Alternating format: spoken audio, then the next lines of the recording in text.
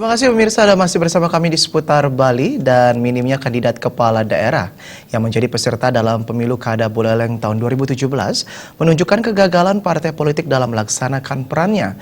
Demikian diungkapkan pengamat politik dan tata negara Nyoman Subanda.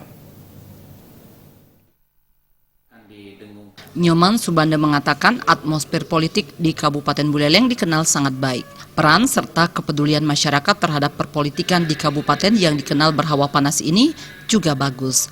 Karenanya sangat disayangkan dalam pemilu kada tahun 2017 ini minim peserta dan peminat.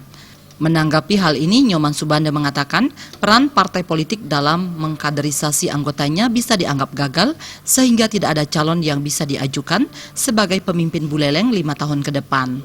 Apabila partai politik bisa berfungsi secara maksimal, maka minim peserta dalam pemilu kada ini tidak akan terjadi. Dari jauh-jauh hari seharusnya parpol bisa mensosialisasikan siapa kadernya yang layak menjadi pemimpin dan menyampaikan visi misinya dengan baik. Minimnya peserta dalam pemilu kada ini menunjukkan tidak maksimalnya fungsi parpol sehingga demokrasi tidak maksimal.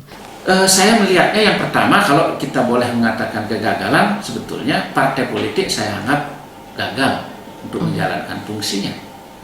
Salah satu fungsi partai politik itu adalah sebetulnya adalah melakukan rekrutmen politik, menyiapkan calon-calon pemimpin, dan kemudian juga melakukan pendidikan politik, ya.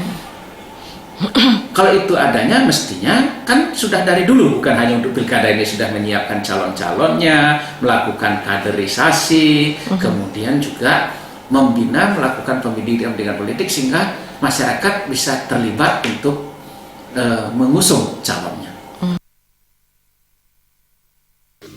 Hal serupa tidak terjadi pada kabupaten lainnya atau dalam pemilu kada gubernur mendatang. Sehingga demokrasi bisa berjalan dengan baik, pihaknya pun mengatakan demokrasi adalah bagian dari pendewasaan masyarakat. Pradnya Paramita, Bali TV.